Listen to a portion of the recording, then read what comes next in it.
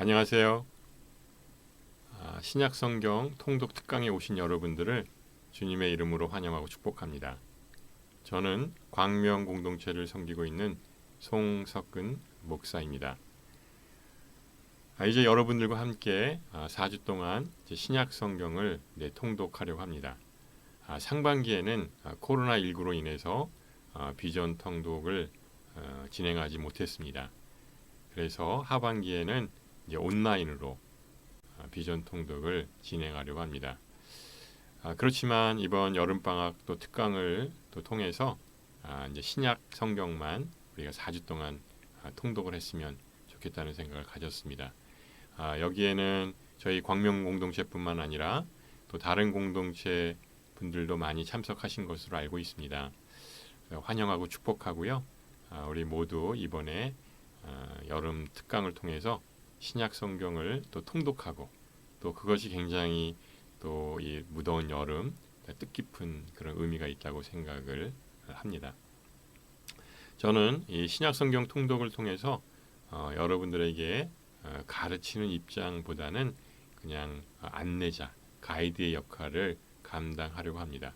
우리가 여행을 떠날 때 가이드를 잘 따라가면 아주 좋은 그런 여행을 하게 되는 것처럼 저도 이 신약 성경 통독을 통해서 여러분들과 함께 이 여행을 떠나고 또 가이드로서 여러분들이 이 신약 성경을 잘 이해할 수 있게끔 그렇게 역할을 감당하도록 하겠습니다.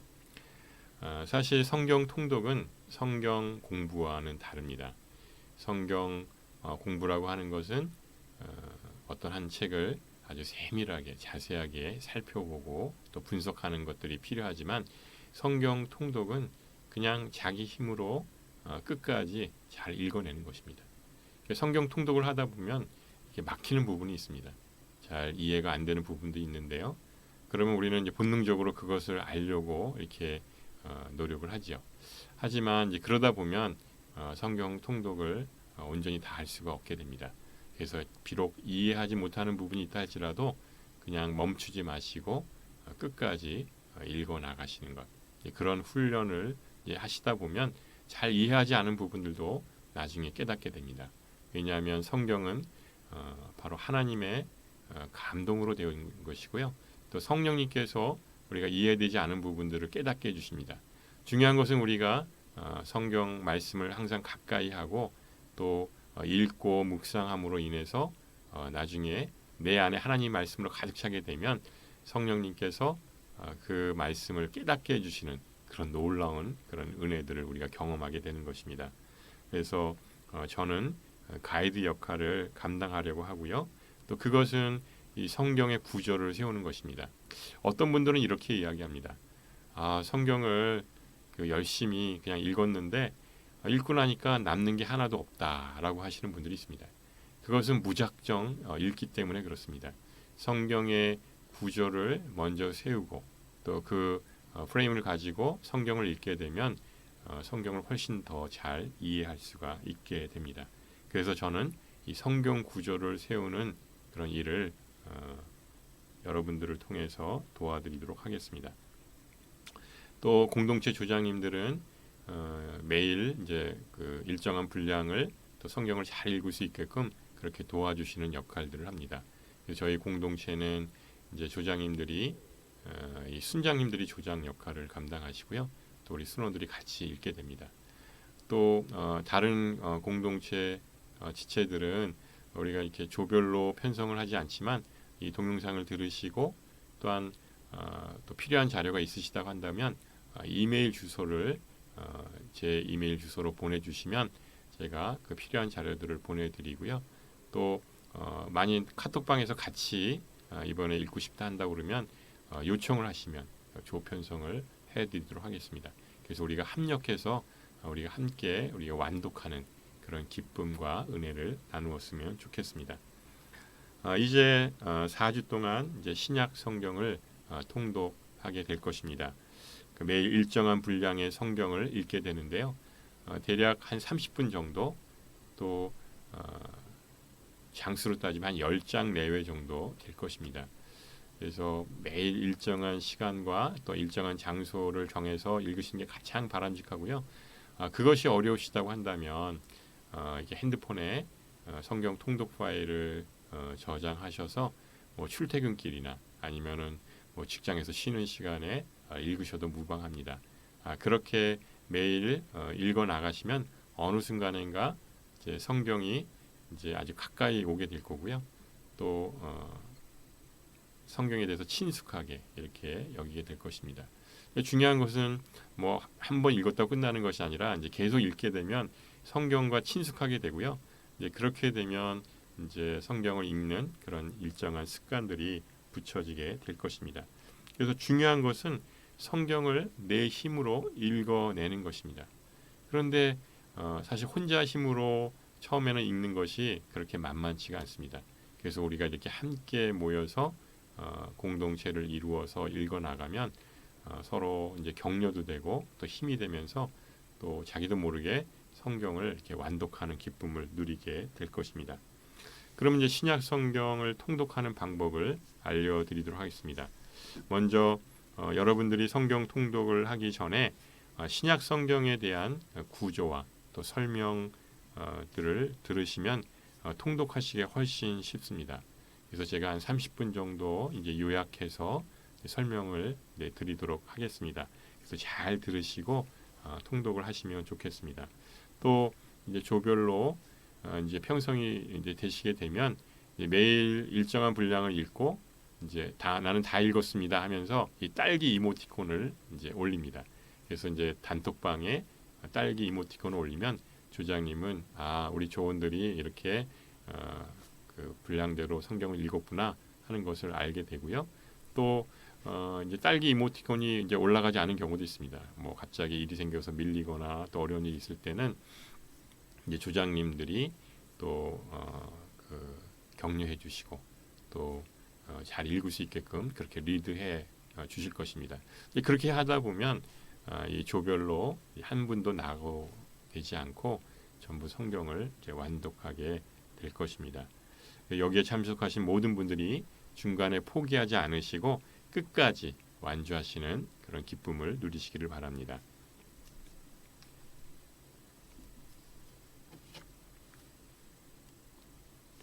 자, 이제 신약 성경 구조를 우리가 한번 살펴보도록 하겠습니다. 신약 성경은 이제 27권으로 이루어져 있습니다. 그래서 복음서가 4권이고요. 마태, 마가, 누가, 요한, 또 역사서인 이제 사도행전이 있습니다. 그리고 큰 비중을 차지하는 서신서가 21권이 있는데요. 사도 바울이 쓴 서신이 13권이 있습니다. 그리고 그 외에 사도 바울이 쓴 것 외의 서신이 일반 서신이라 하는데 그것이 8권. 그래서 합쳐서 21권의 서신서가 있고요. 맨 마지막에 예언서인 요한계시록으로 이렇게 이루어져 있습니다. 그래서 이 신약 성경의 구조를 머릿속에 담으시고 성경을 읽어 나가시면 훨씬 효과적으로 통독을 하실 수가 있습니다. 신약 성경을 읽는 방법은 이렇게 연대기 순으로 재편집을 해서 하는 경우가 있습니다. 심지어는 이제 성경이 연대기 성경이라고 하는 것도 있는데요. 여기서 하는 방법은 이제 책별로 그냥 성경책에 나와 있는 대로 그냥 읽어 나가는 것입니다. 그래서 1주는 이제 복음서에 대한 이야기를 하게 되는데, 그래서 복음 시대다 이렇게 명명할 수가 있고요. 2주차는 이제 교회 시대라고 할 수가 있습니다. 사도행전 2장에 보시면 이제 오순절 그 마가다락방 사건으로 인해서 성령이 이 땅에 오시게 되고요. 또 그 성령으로 인해서 교회가 탄생하게 되죠. 그래서 교회 시대라고 할 수가 있는데 사도행전을 중심으로 한 교회 시대라고 할 수가 있고요. 또 3주차는 똑같은 교회 시대이지만 이제 바울 서신 중심의 그런 교회 시대를 우리가 볼 수가 있습니다. 사도 바울은 1차, 2차, 3차에 걸쳐서 이제 선교 여행을 이제 하게 되는데요. 바울 서신 중심으로 이제 교회 시대에 대한 이야기를 하겠습니다. 그리고 마지막 4주차는 이제 영원 시대죠. 그래서 이제 요한계시록의 말씀을 주로 다루게 되는데요. 그에 앞서서 일반 서신을 우리가 같이 함께 보도록 하겠습니다. 이렇게 4주차로 이렇게 나누어서 읽어 나가시면 될 것 같습니다. 진도표는 이 카톡방에 또 요약문과 함께 올려드리도록 그렇게 하겠습니다. 오늘은 이제 신약성경 처음에 나오는 이제 복음서, 네 복음서에 대해서 설명을 드리도록 하겠습니다. 네 개의 복음서는 마태, 마가, 누가, 요한입니다. 복음서는 어떤 책입니까? 복음서는 예수님이 이 땅에 오셔서 백성들과 함께 사셨던 이야기를 담고 있습니다. 이스라엘 백성들은 아주 오랫동안 메시아가 이 땅에 오기를 고대했습니다. 그들은 계속 외적의 침입을 받고 또 식민지 시대를 거치면서 정말 이 다윗과 같은 그런 왕이 이 땅에 오기를 고대했습니다. 그래서 다윗 왕처럼 이 정치적인 메시아로 이 땅에 와서 지금 식민 시대에 있는 로마의 지배를 받고 있는 이 땅에서 대적들을 물리치고 해방시켜 주기를 간절히 바랬습니다. 예수님은 유다의 혈통 다윗의 자손으로 이 땅에 오셨습니다. 그러나 아무도 그를 알아보지 못했습니다. 왜냐하면 그의 모습은 너무나 초라하고 또 너무나 가난한 모습이었기 때문에 아무도 그를 메시아로 알아볼 수가 없었고요. 메시아로 인정할 수가 없었던 것입니다. 이 네 개의 복음서는 예수님이 어떤 분인가 하는 것을 우리에게 입체적으로 잘 보여주고 있습니다. 그래서 네 개의 복음서가 이 성경에 등장한 이유입니다. 시대순으로 보면 마가복음이 가장 먼저 쓰여져 있습니다. 그런데 왜 마가복음이 맨 첫 번에 등장하지 않고 마태복음이 첫 번째로 등장하게 됐을까요? 그것은 이 마태복음은 이 구약과 신약을 연결해주는 매우 중요한 책이기 때문에 그렇습니다.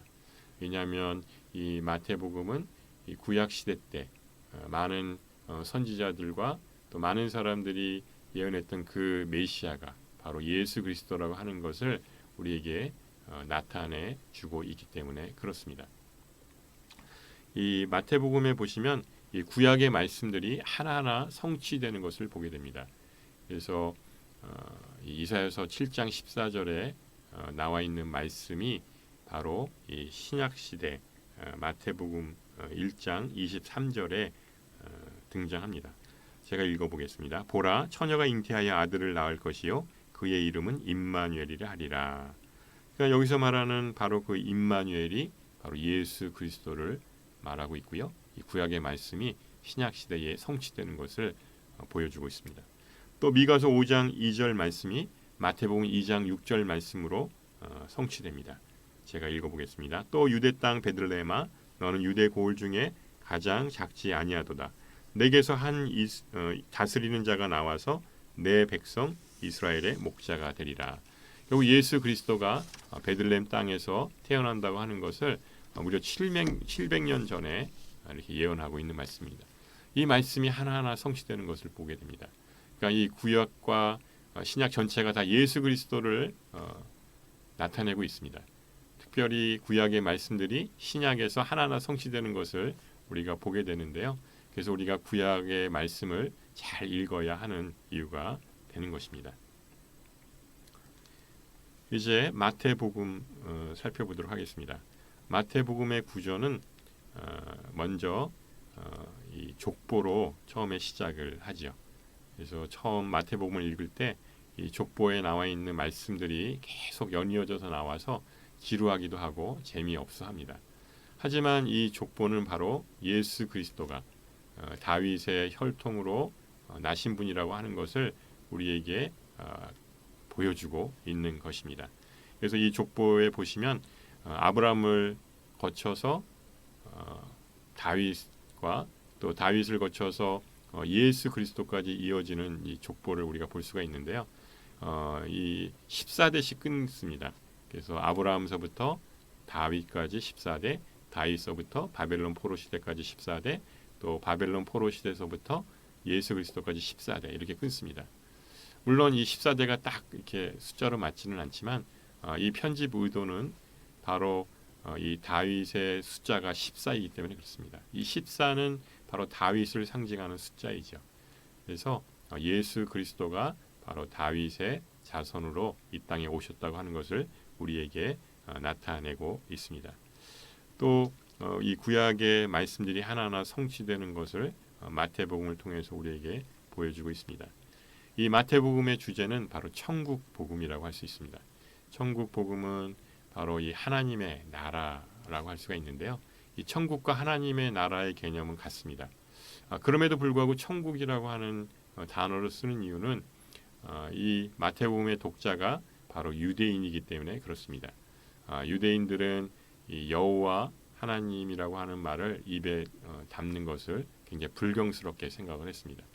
그래서 이 여호와 하나님이라고 하는 말보다는 이 천국이라고 하는 개념으로 나타내 보인 것입니다. 유대인들은 이 족보를 굉장히 중요시 여깁니다. 그래서 마태복음은 족보로부터 시작을 하는데요. 이 족보가 또 누가복음에도 나타납니다. 근데 이 두 족보는 서로 차이가 있습니다. 먼저 마태복음은 하향식 족보라고 할 수가 있습니다. 아브라함서부터 다윗을 통해서 예수 그리스도까지 이렇게 밑으로 내려오는 그런 족보입니다. 그러나 누가복음은 마리아로부터 시작을 해서 거슬러 올라가는 하나님까지 거슬러 올라가는 그런 상향식 족보입니다. 이것은 무슨 차이가 있을까요? 아까 이 마태복음의 족보는 이 다윗의 자손으로 오신 예수 그리스도를 강조한다고 얘기하고 있는데요. 이 누가복음은 여자의 후손으로 오신 예수 그리스도를 강조하고 있습니다. 그래서 창세기 3장 15절에 나와 있는 여자의 후손 예수 그리스도라고 말할 수가 있고요. 누가복음은 바로 그러한 족보를 우리에게 나타내주고 있습니다. 그럼 또 이런 질문을 할 수가 있습니다. 왜 마가복음과 요한복음에는 족보가 없습니까? 라고 질문할 수 있습니다. 그것은 네 개의 복음서가 쓰여진 관점이 틀리기 때문에 그렇습니다. 그것은 마가복음일 경우에는 종으로 오신 예수님을 나타내고 있기 때문에 그렇습니다. 종으로 오신 예수님이라고 하는 것은 마가복음 10장 45절에 보면 이렇게 나와 있습니다. 인자가 온 것은 섬김을 받으려 함이 아니라 도리어 섬기려 하고 자기 목숨을 많은 사람의 대속물로 내어주려 함이라 라고 말하고 있습니다. 결국 섬기러 오신 예수님, 종으로 오신 예수님의 관점으로 썼기 때문에 종은 족보가 없죠. 그렇기 때문에 족보가 나타나지 않는 것이고요. 또 요한복음은 메시아, 하나님의 아들이신 메시아로 이 땅에 오신 예수 그리스도를 말하기 때문에 하나님의 아들이시기 때문에 족보가 없는 것입니다. 그래서 이것을 보고 내 복음서가 각기 다른 관점으로 쓰여져 있구나라고 하는 것을 알 수가 있습니다. 마태복음은 천국 복음을 강조한다고 할 수가 있습니다. 그래서 이 세리가 아주 꼼꼼한 그러한 글솜씨로 아주 정리를 잘 해놓은 책입니다. 그래서 1장서부터 10장까지는 천국 복음의 총론에 대한 이야기를 하고 있고요. 또 11장서부터 28장까지는 천국 복음의 강론에 대한 이야기를 하고 있습니다.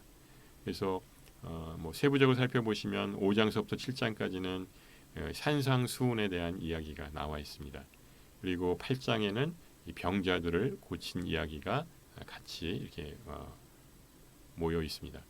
또 10장에는 예수님이 12제자를 부르시는 이야기가 나와 있고요. 11장서부터 28장까지 그런 천국 복음에 대한 강론을 이야기하고 있습니다. 결국 이 마태복음은 제자들을 이 천국 교육을 시키는 그런 내용이다라고 할 수가 있고 또 천국을 완성하는 그런 이야기라고 할 수가 있습니다. 네, 마가복음을 살펴보도록 하겠습니다. 마가복음은 가장 먼저 쓰여진 복음서라고 할 수가 있고요. 또 가장 짧은 그런 복음서입니다. 16장으로 이루어져 있습니다. 근데 이 마가복음의 특징은 이 마태, 마가, 누가를 이제 공간 복음서라고 이야기하고 있는데요. 같은 그런 에피소드들이 세 복음서에 중복돼서 나와 있습니다. 하지만 마가복음이 가장 짧은 복음서라고 하지만 그 에피소드의 내용들은 굉장히 자세하게 되어 있습니다. 마태복음이나 누가복음과도 더 상세하게 이렇게 되어 있습니다. 그 이유는 이 마가가 바로 이 베드로의 제자였고요. 베드로를 통해서 정말 옆에서 예수님을 봤던 그 베드로가 아주 상세하게 설명을 해 주었다는 생각이 듭니다. 그래서 그것을 마가가 아주 자세하게 기록했다고 할 수가 있지요. 그래서 마가복음은 굉장히 진도가 이렇게 빨리 나가는 그런 책이라고 할 수가 있습니다. 보통 이렇게 예수님의 어린 시절이 나오고 이렇게 서론들이 나오면서 이제 본론으로 올라가지만 이 마가복음은 본격적으로 첫 문장서부터 이제 그 복음의 시작이다 이렇게 이야기를 하면서 굉장히 빠른 템포로 진행을 하고 있습니다. 이 마가복음의 주제는 1장 15절에 나옵니다. 이렇게 나오는데요. 때가 찼고 하나님의 나라가 가까이 왔으니 회개하고 복음을 믿으라 이렇게 나와 있습니다.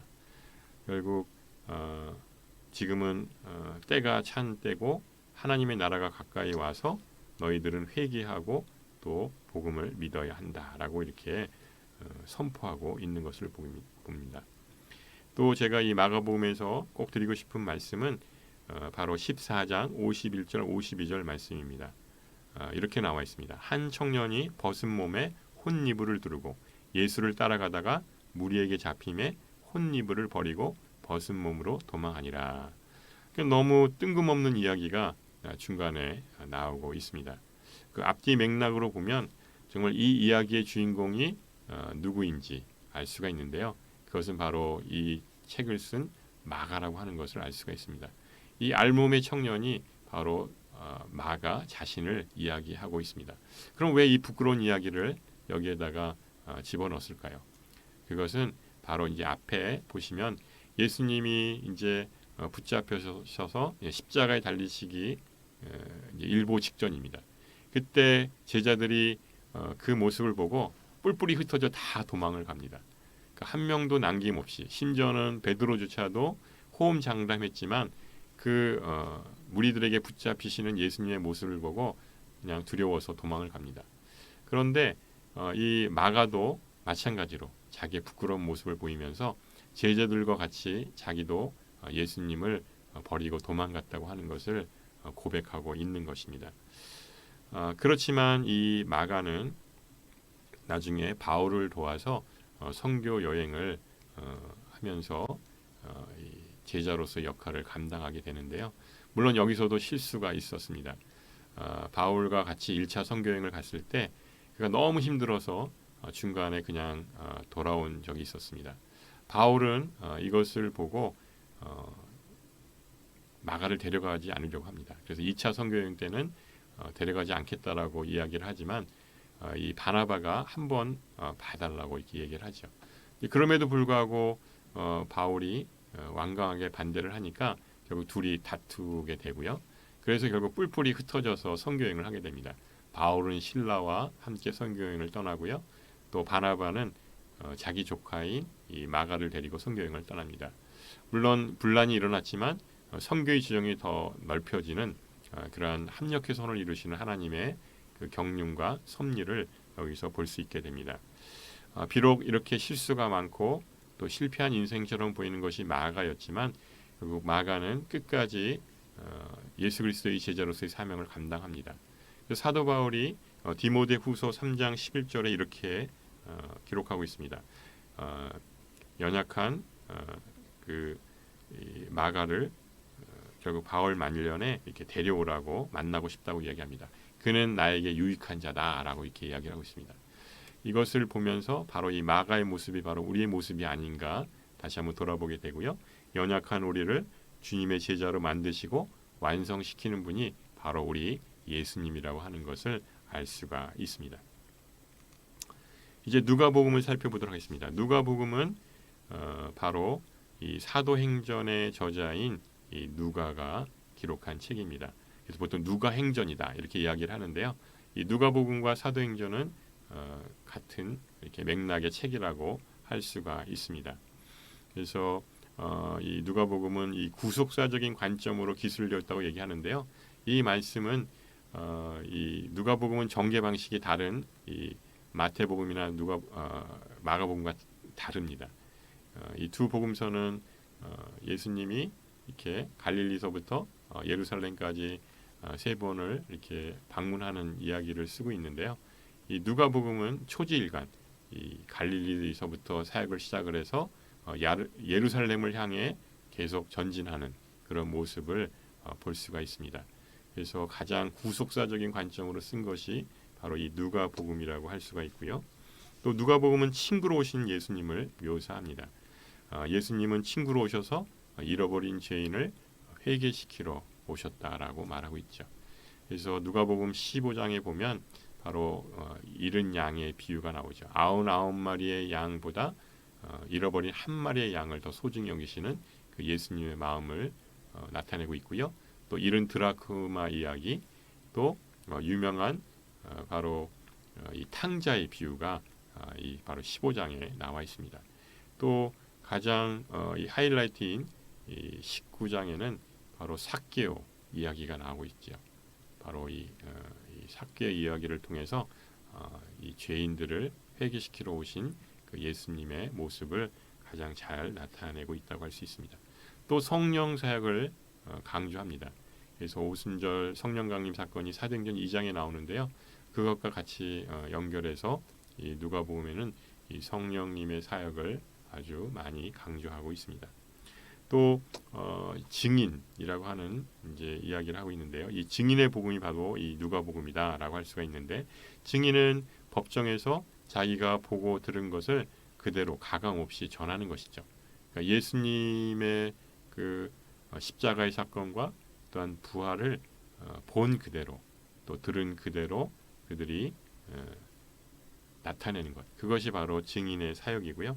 또 우리가 이 선교 사역을 감당하는 것은 바로 이 증인의 사역이라고 할 수가 있습니다.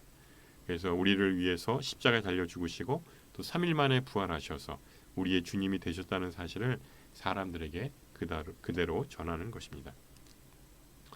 이제 마지막으로 요한복음입니다. 요한복음은 다른 세 복음서와 다른 관점으로 기록되었습니다. 중복되는 이야기가 이제 많이 나오는 것이 바로 이 공관복음서라고 할 수가 있는데요. 거의 7-80%가 같이 이렇게 중복된다고 할 수가 있습니다. 하지만 이 요한복음은 이 세 복음서와 달리 이 공관복음서와 달리 한 8%밖에는 중복되지 않습니다. 그러니까 거의 다른 관점으로 다른 이야기가 쓰여져 있다고 볼 수가 있습니다. 바로 이 공관복음서가 예수님의 인성을 강조한 복음서라고 한다면 이 요한복음은 예수님의 신성을 강조한 책이라고 할 수가 있습니다. 그리고 시간 순서대로 배열을 하지 않습니다. 이 사건 중심으로 되어 있다고 볼 수가 있는데요. 우리가 잘 아시는 이 성전 청결 사건도 다른 복음서에서는 보통 이 끝부분에 등장을 하지만 이 요한복음에서는 2장에 성전 청결 사건이 나오고요. 또 2장에는 이 가나의 혼인잔치 이야기가 나오고 있습니다. 3장에는 니고데모 이야기가 나와 있고요. 또 4장에는 수가성 여인의 이야기가 나옵니다. 또 5장에는 베데스다 연못가의 사건이 나오고요. 또 6장에는 오병이어의 사건이 나옵니다. 이렇게 사건 중심으로 나열을 하면서 점점 예수님이 메시아라고 하는 것을 강조하게 됩니다. 그래서 나중에는 이 예수님이 하나님의 아들이시라고 하는 것을 아주 선명하게 드러내게 되는 것입니다. 그리고 결국 절정은 바로 이 예수님이 십자가에 달려 돌아가시는 사건이고요. 또 3일 만에 부활하셔서 또 제자들을 만나시는 사건들이 나오는데요.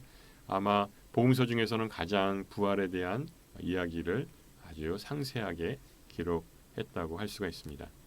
바로 예수님의 십자가의 부활과 또한 이 죽음이 매우 중요하고 또 그것이 바로 또 우리에게는 영생을 가져다 준다고 하는 것을 말하고 있습니다.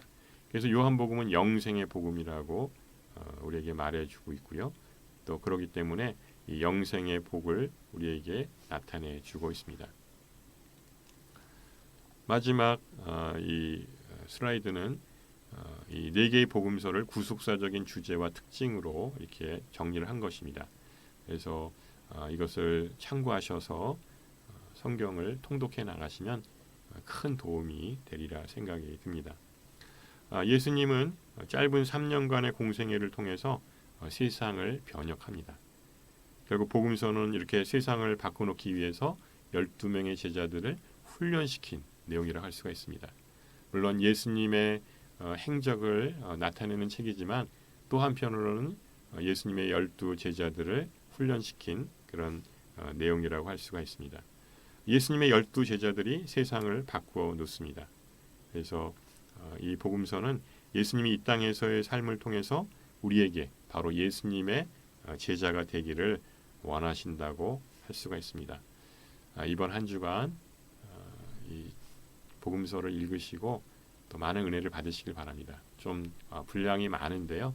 그 대신 중복되는 내용들이 있기 때문에 또 이렇게 이야기 중심으로 되어 있기 때문에 쉽게 또 읽으실 수 있으리라고 봅니다.